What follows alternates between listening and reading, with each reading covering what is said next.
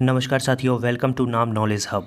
BPSC exam 8 मई को आपका आयोजित होने वाला है। उसके बाद सीडीपीओ के एग्ज़ाम होने वाले हैं। तो उस एग्ज़ाम तक आपको महत्वपूर्ण टॉपिक आपको इस चैनल पर करवाए जाएंगे, जिसमें आज का महत्वपूर्ण विषय होने वाला है बिहार बजट, बिहार आर्थिक सर्वेक्षण, वन स्थिति रिपोर्ट, बहुआयामी गरीबी सूचकांक और बेरोजगारी सूचकांक। जितने भी महत्वपूर्ण तथ्य हैं उनके बारे में चर्चा करेंगे। तो चलिए बिना किसी देरी के वीडियो को शुरू करते हैं।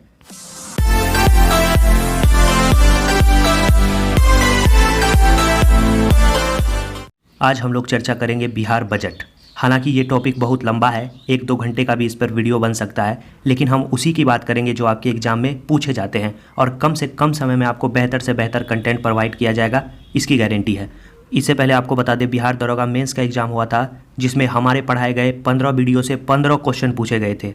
जिसने भी उस वीडियो को पढ़ा और हमारी PDF को लिया, बेहतर से बेहतर रिजल्ट अपना देंगे इस बार बिहार दरोगा मेंस में।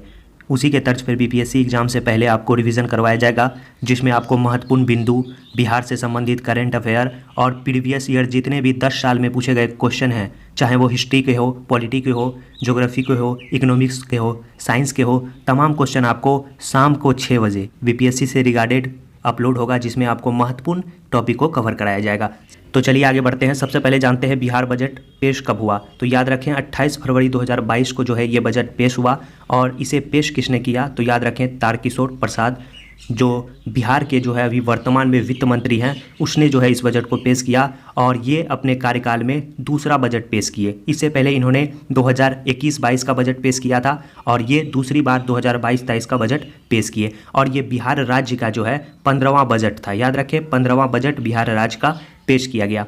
और इस बजट का कुल आकार जो था वो था आपको 2,37,691 करोड़। याद रखें सीधे सीधे एग्जाम में पूछेगा आपको कि बिहार के बजट का आकार कितना था, तो याद रखना है 2,37,691 करोड़।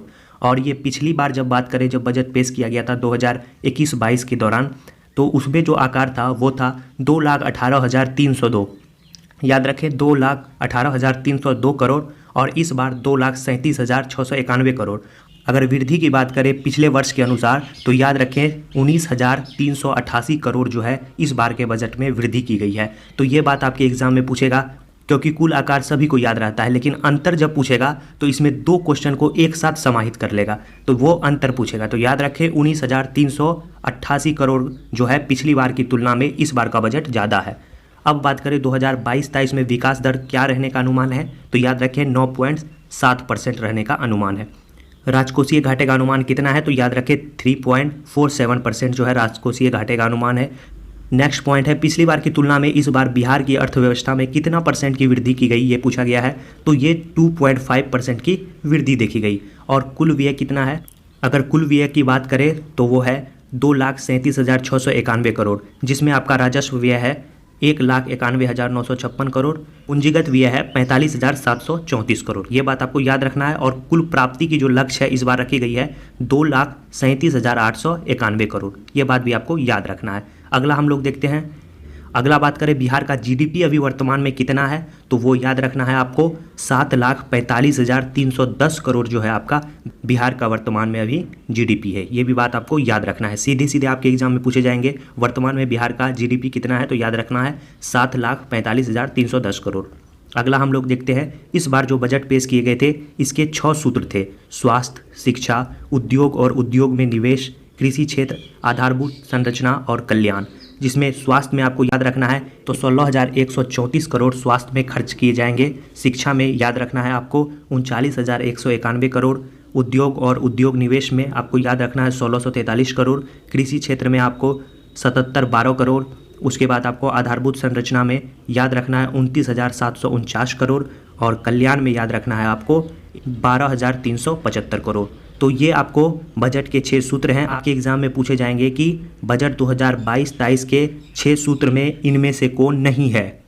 स्वास्थ्य, शिक्षा, उद्योग, कृषि क्षेत्र और एक अन्य कोई दे दिया जाएगा। तो आपको ये भी क्वेश्चन पूछे जा सकते हैं। और ये शिक्षा का जो और स्वास्थ्य का, ये दोनों आप मोस्ट इंपॉर्टेंट है, याद रख लें। 16,134 करोड़ स्वास्थ्य में, 39,191 करोड़ शिक्षा में। तो ये बात आपको याद रखना है। अगला हम लोग बढ़ते हैं 7 निश्चय। ये भी मोस्ट इंपॉर्टेंट है। जब 7 निश्चय शुरू किया गया था तो 7 निश्चय में आपको थे आर्थिक हल, युवाओं को बल, आरक्षित रोजगार, महिलाओं का अधिकार, हर घर बिजली लगातार, हर घर नल जल, हर घर पक्की गली नाली, इसके बाद थे आपके शौचालय निर्माण, महिला को सम्मान, इसके बाद अवसर बढ़े आगे पढ़े। ये आपको 7 निश्चय थे। इस बार 7 निश्चय 2.0 को लॉन्च किया गया और इसमें ये सब शामिल थे। युवा शक्ति बिहार की प्रगति, याद रखें, युवा शक्ति बिहार की प्रगति, सशक्त महिला सक्षम महिला, हर खेत तक सिंचाई का पानी, साफ गांव समृद्ध गांव, साफ शहर विकसित शहर, उसके बाद था आपका सुलभ संपर्कता, सबके लिए अतिरिक्त स्वास्थ्य सुविधा। ये आपको 7 निश्चय 2.0 हैं। और आपको एक बात बता दें, युवा शक्ति बिहार की प्रगति में खर्च किए जाएंगे आपको 1153 करोड़, सशक्त महिला सक्षम महिला में 900 करोड़, हर खेत तक सिंचाई का पानी में 600 करोड़, साफ गांव समृद्ध गांव में 847 करोड़ खर्च करने का लक्ष्य रखा गया है, और साफ शहर स्वच्छ शहर विकसित शहर में आपको 550 करोड़, और सुलभ संपर्कता में 450 करोड़, सबके लिए अतिरिक्त स्वास्थ्य सुविधा में 500 करोड़ का लक्ष्य रखा गया है। तो ये बात आपको याद रखना है। और एक बात आपको मोस्ट इंपॉर्टेंट आपके एग्जाम में पूछा जाएगा, 7 निश्चय 2.0 में जो है कितने करोड़ बजट का प्रावधान किया गया है, तो याद रखना है 5000 करोड़ जो है इन 7 में बांटे जाएंगे। तो 5000 करोड़ आपको याद रखना है। पिछली बार के एग्जाम में बीपीएससी जब 66वीं हुआ था तो उसमें पूछा गया था इनमें से कौन 7 निश्चय का पार्ट नहीं है। अगर आप क्वेश्चन देखे हैं तो आपको भली बात ही पता होगा, उसमें सीधा सीधा पूछ दिया था कि इनमें से कौन 7 निश्चय का भाग नहीं है। हर घर बिजली लगातार दे दिया गया था, हर घर नल जल था, हर घर पक्की गली नाली था और एक अन्य था, तो वो पार्ट इसका नहीं था। आपके एग्जाम में इस बार पूछने की संभावना है इनमें से कौन 7 निश्चय 2.0 का भाग नहीं है। ये जो 7 है ये आप याद कर ले। युवा शक्ति बिहार की प्रगति ये है, सशक्त महिला सक्षम महिला, हर घर खेत तक सिंचाई का पानी, समृद्ध गांव, आपको साफ गांव साफ शहर विकसित शहर, सुलभ संपर्कता और सबके लिए अतिरिक्त स्वास्थ्य। ये जो है आपको 7 निश्चय हैं 2.0। इन सभी से आपके एग्जाम में क्वेश्चन पूछे जा सकते हैं। क्लियर हो गया? आगे बढ़ते हैं। वीडियो अच्छा लग रहा है वीडियो को लाइक कर दें, चैनल को सब्सक्राइब करना बिल्कुल ना भूलें। और बजट से संबंधित कुछ महत्वपूर्ण प्रावधान थे जिसमें आपको बोला गया था कि हर जिले में मेगा स्किल सेंटर बनेगा। इसमें प्रथम चरण में आपको पटना, नालंदा, दरभंगा में मेगा स्किल सेंटर स्थापित किया जाएगा। इसके बाद बिहार में खेल विश्वविद्यालय की स्थापना को स्वीकृति दी गई। सशक्त महिला सक्षम महिला के तहत इंटर में पास होने पर अविवाहित महिला को 25,000 रुपये की सहायता और स्नातक पास करने पर उन्हें 50,000 रुपये की आर्थिक सहायता दी जा रही है। इसके बाद 10 करोड़ से अधिक लोगों को कोरोना वायरस का भी टीका लगाया जा चुका है। औद्योगिक क्षेत्र के विकास के लिए 1,64,374 करोड़ का प्रावधान भी किया गया है इस बजट में। और मोस्ट इंपॉर्टेंट बात है 7 औद्योगिक पार्क जो है विकसित किए जाएंगे। एक एग्जाम में पूछा जाएगा कि बजट 2022-23 में कितने औद्योगिक पार्क विकसित करने का प्रावधान किया गया है, तो याद रखना है 7। 2023 तक सोलर बिजली का कोटा आपको प्राप्त करने का लक्ष्य रखा गया है। इसके बाद आपको लगभग 4.5 लाख से अधिक स्मार्ट प्रीपेड मीटर लगाए जाएंगे। उसके बाद मुख्यमंत्री ग्राम सड़क योजना के तहत आपको 2022-23 में ग्रामीण पथों के निर्माण का लक्ष्य रखा गया है। ये सब आपको 2022-23 बजट के प्रावधान है। तो इन सभी बातों को आपको याद रखना है, इनसे आपके क्वेश्चन एग्जाम में पूछे जा सकते हैं।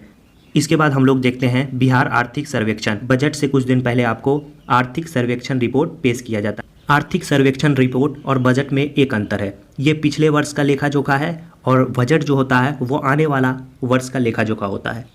और आर्थिक सर्वेक्षण को भी बिहार के उप मुख्यमंत्री तारकिशोर प्रसाद ने पेश किया और ये 25 फरवरी, इससे पहले आपको बताया 28 फरवरी को जो है आपका बजट पेश किया गया था, उससे 3 दिन पहले आपको 25 फरवरी को आपको आर्थिक सर्वेक्षण पेश किया गया और ये 16वां बिहार का आर्थिक सर्वेक्षण रिपोर्ट था। अगला पॉइंट है लॉकडाउन के प्रभाव के कारण बिहार का सकल राज्य घरेलू उत्पाद 2020-21 में मात्र 2.5% बढ़ा। ये बात आपको याद रखना है, जो कि राष्ट्रीय औसत से बेहतर माना जाता है। नेक्स्ट पॉइंट है आर्थिक सर्वेक्षण को जो है कुल 13 अध्याय में बांटकर पेश किया गया था। तो ये 2-3 ही बात आप याद रखें, इससे ज़्यादा एग्जाम में पूछने की संभावना नहीं है आपके, तो इन तीनों बातों को आप याद रखेंगे। अगला जो टॉपिक है बिहार में वन क्षेत्र, इनसे भी आपके एग्जाम में क्वेश्चन पूछे जाते हैं। पिछली वर्ष भी आपके एग्जाम में पीटी में ये क्वेश्चन पूछा गया था। आपको बताएंगे कौन क्वेश्चन पूछा गया था। सबसे पहले आपको बता दें 2 वर्ष के अंतराल पे जो है ये सर्वेक्षण रिपोर्ट पेश किया जाता है। और अभी जो वर्तमान में स्थिति है बिहार की वो बता देते हैं।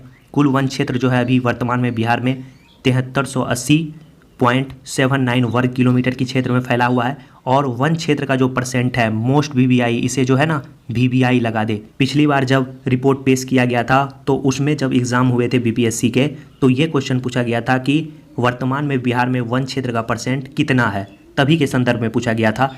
अब ये रिपोर्ट नहीं है तो आपको याद रखना है कि अभी जो वन क्षेत्र का परसेंट है बिहार में 7.84% है। और वनों का प्रकार बिहार में पर्णपाती वन, आपको आर्द्र एवं शुष्क वन बिहार में पाए जाते हैं। और पिछले वर्ष की तुलना में आपको 2019 में जब ये रिपोर्ट आया था उसकी तुलना में इस बार बिहार में 75 वर्ग किलोमीटर वन के क्षेत्र में वृद्धि दर्ज की गई है। यह बात भी आपको याद रखना है। कुल वृक्ष आवरण आपको 2341 वर्ग किलोमीटर, वृक्ष आवरण में वृद्धि आपको 338 वर्ग किलोमीटर। नेक्स्ट अगला हम लोग पॉइंट है देखते हैं। सर्वाधिक वन क्षेत्र वाला जिला आपको याद रखना है कैमूर, न्यूनतम वन क्षेत्र वाला जिला शेखपुरा, सर्वाधिक वन प्रतिशत वाला जिला कौन है, वो भी आपका कैमूर, न्यूनतम वन प्रतिशत वाला जिला शेखपुरा, ये बात आपको याद रखना है। और वन विहीन जिला कौन है, जहानाबाद। तो इन सभी बातों को आपको याद रखना है, इनसे सवाल आपके एग्जाम में पूछे जा सकते हैं। लेकिन मोस्ट इंपॉर्टेंट आपको याद रखना है कि वन क्षेत्र का परसेंट कितना है, 7.84। इन बातों को आप याद रखें। अगला जो टॉपिक है वो है बहुआयामी गरीबी सूचकांक। इसमें इसे जारी कौन करता है, आपको याद रखना है, नीति आयोग जारी करता है। और सबसे गरीब जो है इस सूचकांक में बिहार है। याद रखें, इस सूचकांक के अनुसार बिहार भारत का सबसे गरीबी राज्य है। 51.91% जो है लगभग लोग बिहार में गरीब है। लगभग मान के चले 52% लोग बिहार में गरीब हैं। और सबसे कम गरीब की बात करें तो केरल जो है सबसे कम गरीबी वाला राज्य है। सतत विकास लक्ष्य सूचकांक, इसे जारी कौन करता है, इसे भी नीति आयोग के द्वारा जारी किया जाता है। और अंतिम स्थान इसमें भी आपको बिहार का है। स्कोर इसका 52 था और सबसे पहला स्थान केरल राज्य का था। तो सतत विकास लक्ष्य सूचकांक में बिहार अंतिम स्थान पे है और आपको गरीबी सूचकांक में भी बिहार अंतिम स्थान पे है। अब बात करें इनोवेशन इंडेक्स नवाचार सूचकांक 2.0, आपको 2020-21 की रिपोर्ट है। इसमें आपको बताया गया था कि अंतिम स्थान इसमें भी आपका बिहार का था और 14.48 जो है बिहार का स्कोर था। और इसे भी जारी कौन करता है, नीति आयोग। और सबसे पहले स्थान पे इसमें था कर्नाटक। तो याद रखें, तीनों सूचकांक, तीनों में बिहार जो है निचले स्थान पे है।